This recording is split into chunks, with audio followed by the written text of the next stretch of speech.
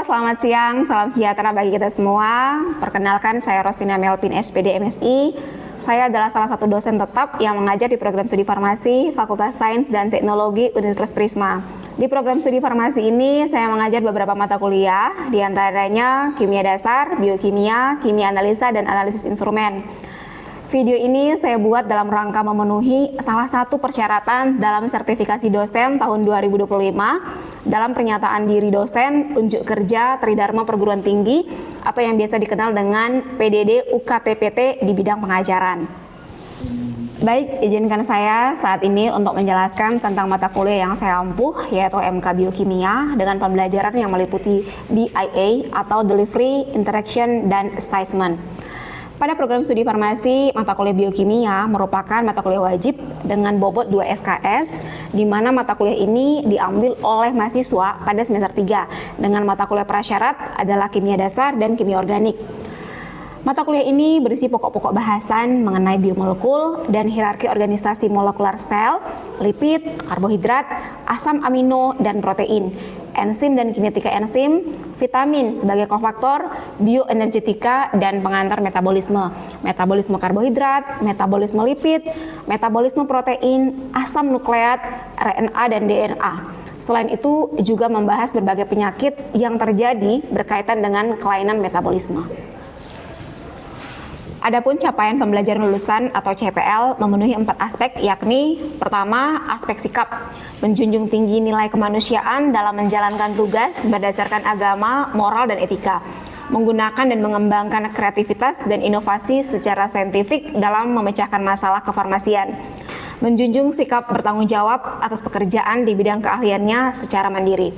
Aspek yang kedua yaitu keterampilan umum, memahami publikasi ilmiah dan mengambil manfaat praktis dari suatu penemuan dalam hubungannya dengan penggunaan klinis sediaan farmasi. Aspek yang ketiga, keterampilan khusus, memahami konsep dasar komunikasi terapeutik dalam membangun kerjasama dengan tenaga kesehatan lainnya. Aspek yang terakhir yaitu pengetahuan, dasar-dasar keilmuan yang cukup untuk melanjutkan ke tingkat pendidikan yang lebih tinggi, dan memahami konsep preklinis dan klinis aspek farmakokinetik dan farmakodinamik sediaan farmasi untuk mencapai terapi yang rasional. Setelah mengambil mata kuliah ini, mahasiswa diharapkan memiliki kemampuan. Mahasiswa mampu menganalisis ruang lingkup biokimia, mahasiswa mengetahui dan memahami proses kimia dan dasar molekular dalam kehidupan. Mahasiswa mampu menganalisis mengenai lipid, karbohidrat, asam amino, protein, asam nukleat, dan enzim. Mahasiswa mengetahui konsep dasar bioenergetika, metabolisme lipid, karbohidrat, protein, dan penyakit-penyakit akibat gangguan metabolisme, serta peran vitamin sebagai kofaktor dan memahami sifat dan fungsi enzim sebagai katalis, proses sintesis protein, mutasi gen, dan kromosom. Adapun proses pembelajaran pada mata kuliah biokimia dilaksanakan dengan pendekatan SCL atau Student Center Learning atau pembelajaran yang terpusat pada mahasiswa, di mana mahasiswa berperan lebih aktif mencari sumber belajar pada buku teks di perpustakaan atau sumber lainnya yang dapat dipertanggungjawabkan. Sementara itu, dosen berperan sebagai motivator, fasilitator, dan memberi umpan balik. Materi pembelajaran di kelas biokimia ini dibagi menjadi 16 pertemuan, di mana pada pertemuan yang ke-8 adalah UTS dan 16 adalah UAS. Adapun materi di dalam tiap pertemuan, yaitu pertemuan pertama akan membahas tentang pendahuluan dan biomolekul, yaitu topik perkembangan ilmu biokimia dan manfaatnya dalam meningkatkan kesejahteraan masyarakat, pengertian biomolekul, serta hierarki organisasi molekular sel. Selanjutnya akan membahas tentang lipid, karbohidrat, asam amino dan peptida, protein, enzim dan kinetika enzim, vitamin sebagai kofaktor, bioenergetika dan pengantar metabolisme, metabolisme karbohidrat, metabolisme lipid, metabolisme protein, asam nukleat, genetik, dan biokimia klinis.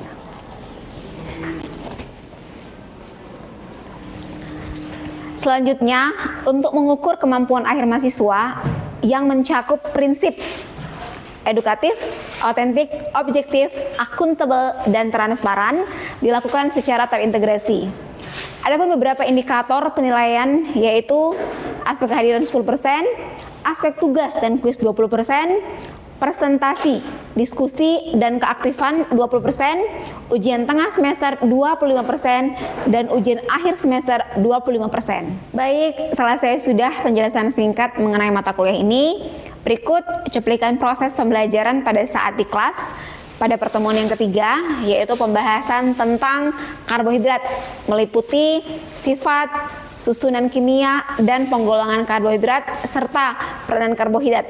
Selamat menyaksikan. Oke, halo semuanya, selamat siang. Ya, senang sekali bisa bertemu dengan kalian lagi hari ini. Jadi hari ini kita ketemu lagi di kelas biokimia. Saya mengucapkan selamat datang di kelas saya, di kelas biokimia. Jadi hari ini adalah pertemuan kita yang ketiga ya untuk kelas biokimia. Minggu lalu kita sudah belajar tentang lipid. Hari ini kita mau belajar tentang karbohidrat, dan minggu depan kita akan belajar tentang protein. Jadi saya berharap materi yang saya sudah share beberapa waktu yang lalu itu sudah dibaca, sehingga mempermudah kita di dalam perkuliahan hari ini. Oke, sebelum kita akan lebih jauh memulai kuliah kita akan buka di dalam doa, minta Frisco pimpin kita di dalam doa buka. Terima kasih Frisco.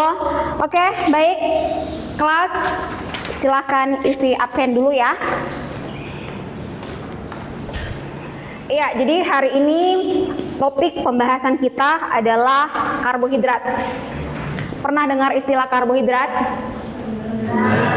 Yang belakang, pernah dengar istilah karbohidrat? Jadi kalau karbohidrat itu sebenarnya bukan hal yang asing ya, sudah cukup familiar. Oke, menurut kalian kalau orang bicara tentang karbohidrat, apa yang ada di benak kalian? Nasi. Apalagi? Mie, kentang, ubi. Oke, iya. Jadi kalau dalam kehidupan sehari-hari kita bicara tentang karbohidrat, kita tuh selalu identik dengan nasi, terus mie, terus roti, ya kan, kentang. Nah, sebenarnya karbohidrat itu tidak hanya ada di nasi, di kentang, tetapi juga ada di buah-buahan seperti di gambar ini. Di buah-buahan, terus ada di apa? Kacang-kacangan, terus ada juga di sayur-sayuran, terus juga ada di susu. Nah, juga ada di madu. Nah, itu ya. Hari ini kita akan membahas karbohidrat dengan pokok pembahasan tentang definisi dari karbohidrat, kemudian susunan kimia dari karbohidrat atau struktur dari karbohidrat, kemudian penggolongan karbohidrat atau klasifikasi dari karbohidrat, sifat daripada karbohidrat itu sendiri, dan apa sih sebenarnya peranan karbohidrat itu bagi tubuh kita ya. Jadi harap diperhatikan baik-baik, khususnya nanti di bagian susunan kimia atau struktur, karena ini akan menjadi dasar untuk kalian memahami mata kuliah atau pokok bahasan kimia untuk selanjutnya. Oke, kita masuk dulu dalam penjelasan tentang karbohidrat. Ya, apa itu karbohidrat ya? Jadi karbohidrat adalah salah satu makromolekul yang banyak terdapat di alam dengan rumus molekul C6H12O6 atau yang biasa juga disebut sebagai hidrat dari karbon, atau diberikan rumus C6 dalam kurung H2O6 ya. Jadi hidrat dari karbon itu tidak tepat gitu ya. Nah, karbohidrat biasa disebut dengan gula ya. Kalau gula kayaknya hari-hari semua orang makan gula ya. Siapa di sini yang tidak pernah makan gula? Kayaknya hampir tiap hari kita makan gula ya.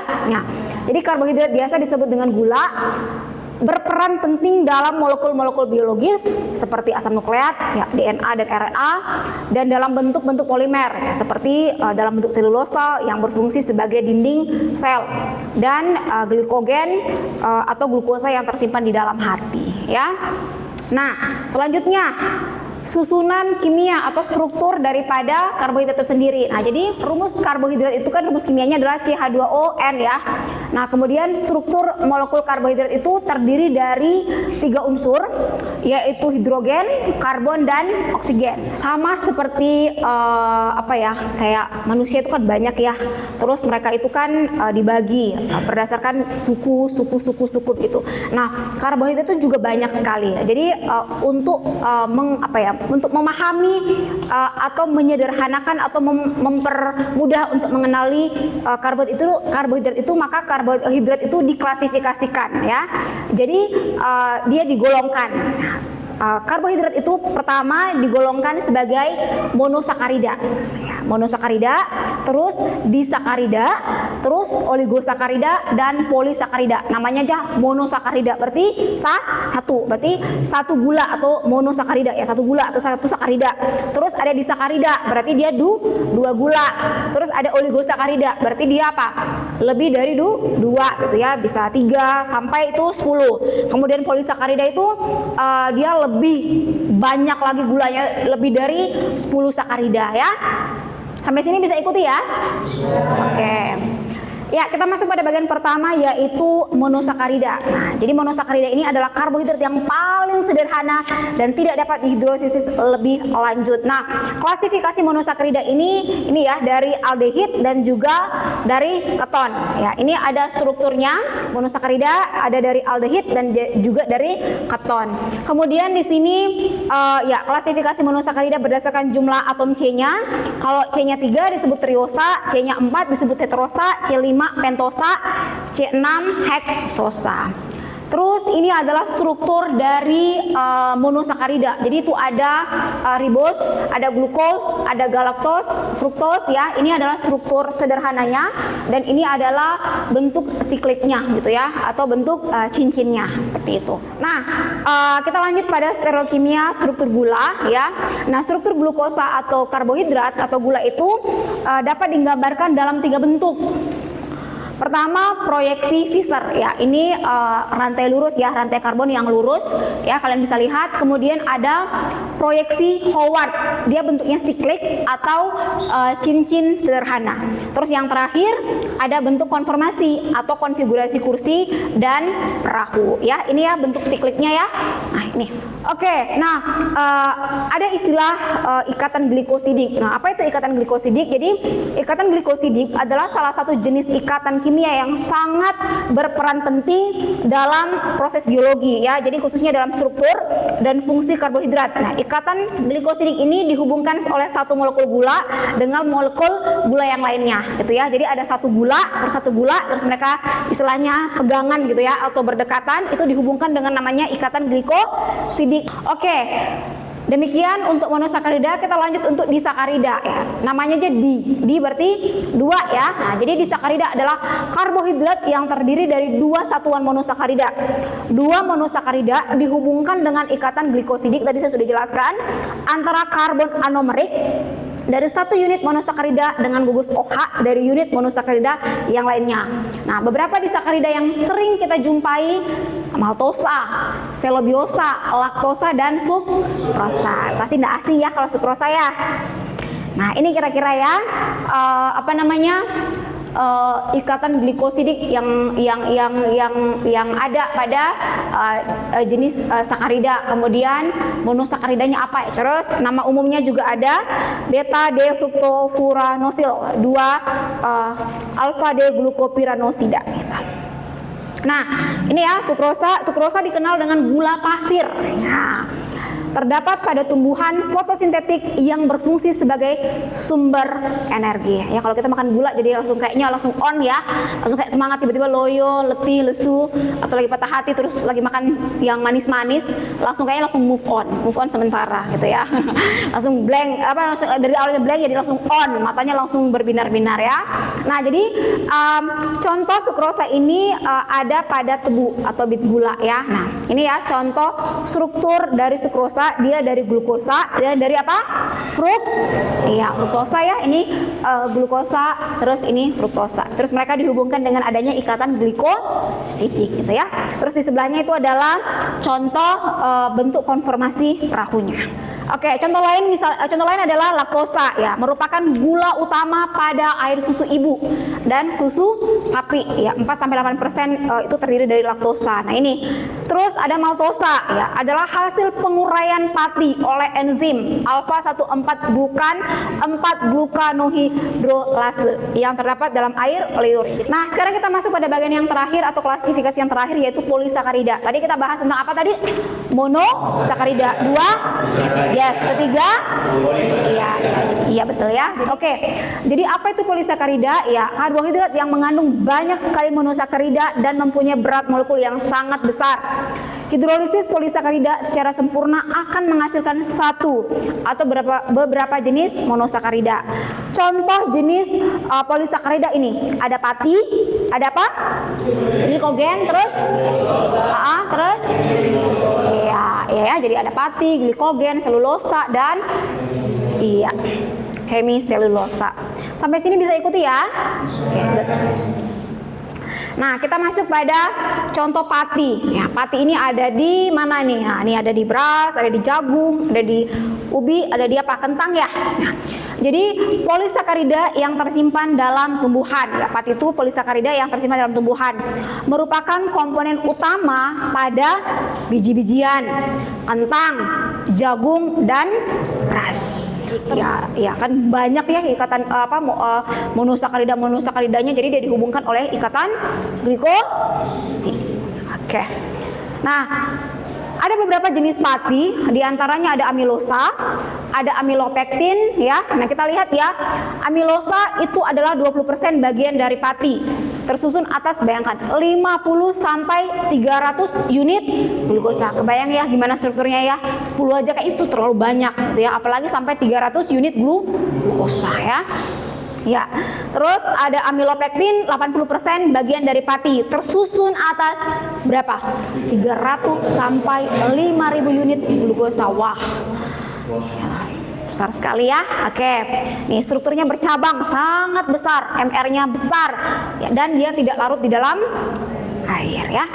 Nah, ini kira-kira ya struktur amilosa ya, kira-kira lah gini ya. Nih. Strukturnya, terus struktur helix amilosa nih ya. Itu ada contoh strukturnya di atas ya. Terus ada glikogen. Nah, sering dengar glikogen? Sering dengar? Ya, glikogen itu adalah cadangan energi yang ada di dalam tubuh. Ya, kalau kita kelebihan energi, kelebihan apa? Makanan gitu ya, ceritanya akan disimpan dalam bentuk glikogen gitu ya. Nah, MR glikogen itu cukup besar ya. Tersusun lebih dari 100.000 unit glukosa. Kebayang ya, tadi saja sampai berapa? 300. Ini sudah sampai 100.000. Nah, nih, jadi banyak sekali ini ya. Strukturnya bisa kelihatan ya, kalian bisa lihat dulu, rame sekali ya. Jadi strukturnya bercabang melalui ikatan 1,4 dan 1,6 glikosidik. Tidak larut di dalam air. Larut dalam pelarut organik nonpolar seperti ether, kloroform dan heksana. Nah, ternyata ada polisakarida yang lain. Nah, apa itu contoh polisakarida yang lain? Nah, contohnya ini. Ada apa? Kitin. Ada apa lagi?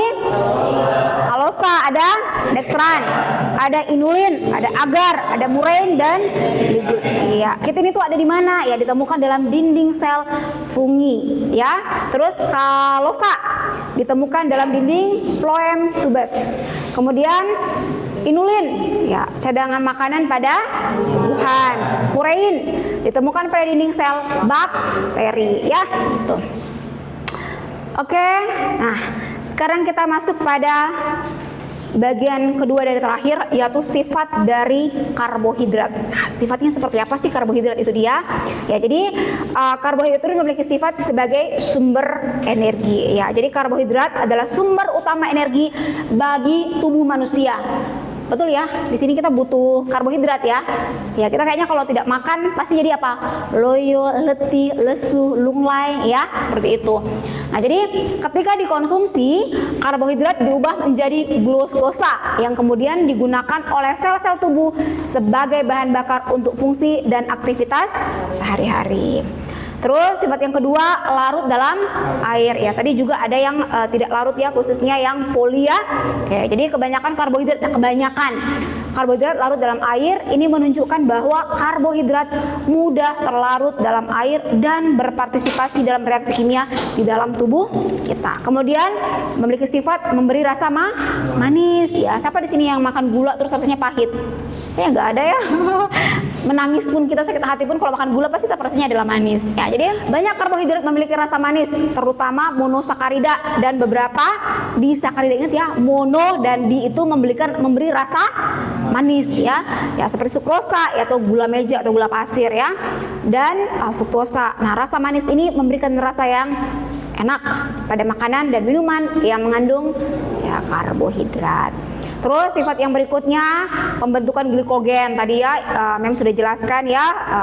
Jadi glikogen adalah bentuk penyimpanan glukosa dalam tubuh. Jadi kalau kita belum makan, misalnya kita kekurangan makanan ya, nanti akan dipecah ya glukosanya dari glikogen ya. Ini. Jadi glikogen adalah bentuk penyimpanan glukosa dalam tubuh manusia.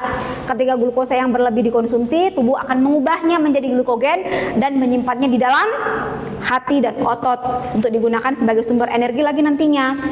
Jadi tidak ada orang yang puasa sampai mati, karena pasti masih ada cadangan makanan atau cadangan energi dari glikogen misalnya ya.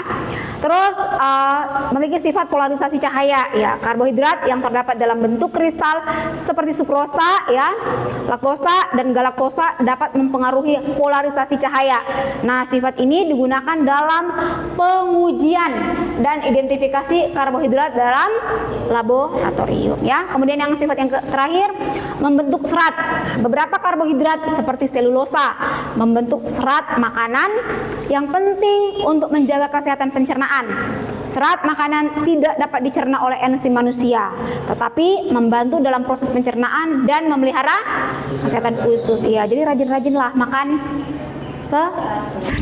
Oke, yang terakhir, peranan karbohidrat. Apa sih peran karbohidrat itu? Jadi pertama sebagai sumber energi ya. Jadi karbohidrat banyak terdapat dalam bahan nabati, baik berupa gula sederhana ya seperti heksosa, pentosa, maupun karbohidrat dengan berat molekul yang tinggi ya seperti pati, pektin dan lain-lain. Jadi ini merupakan sumber energi. Kemudian juga berperan sebagai apa? Penyusun dinding sel, terus penyusun asam nukleat ya, atau penyimpanan membran sel atau sebagai sumber karbon ya. Jadi cadangan energi juga.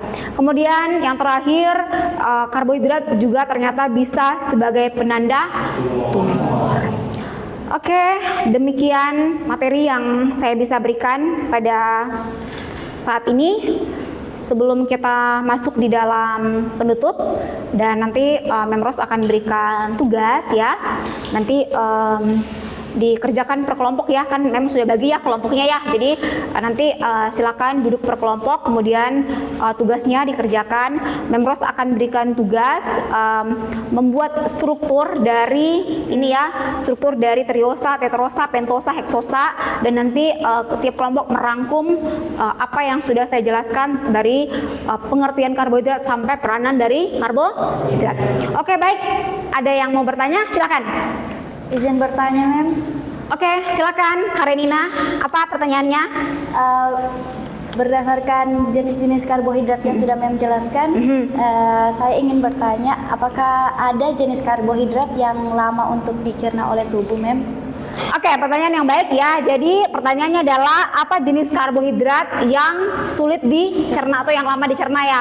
Iya, jadi tadi Memros sudah jelaskan ya, jenis-jenis karbohidrat ada mono, ada di atau oli, dan poli ya. Nah, jadi polisakarida ini yang strukturnya sangat besar sekali. Jadi polisakarida ini yang paling sulit untuk dicerna tubuh ya. Contohnya pati, gitu ya.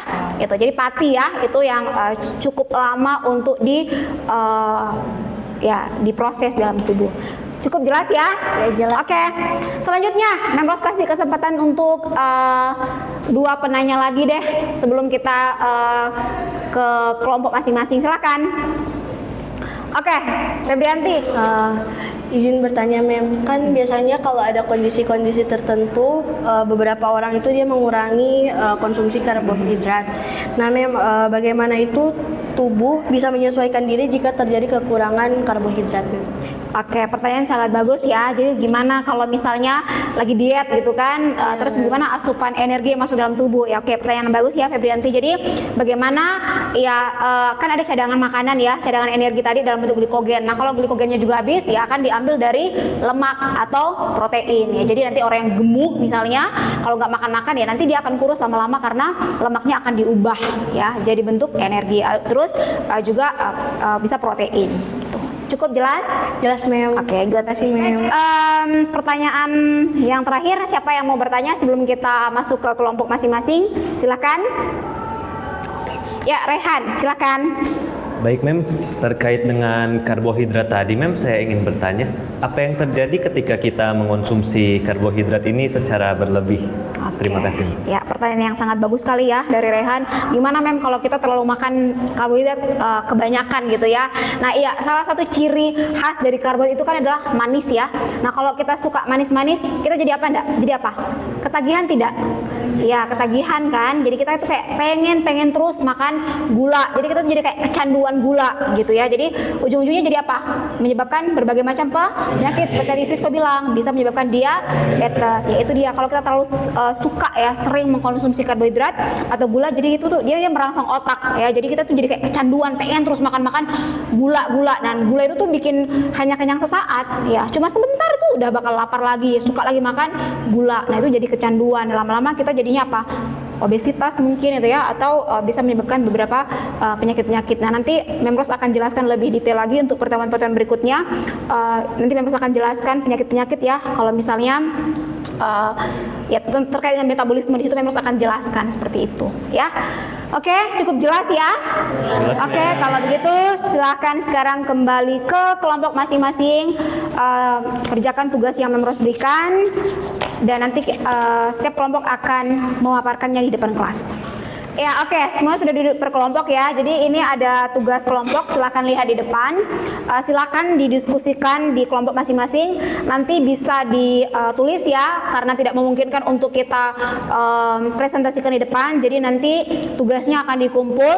Jadi silakan dikerjakan per kelompok, nanti dikumpul. Saya beri waktu 10 menit, 10 sampai 15 menit untuk dibahas atau didiskusikan di kelompok masing-masing. Silakan.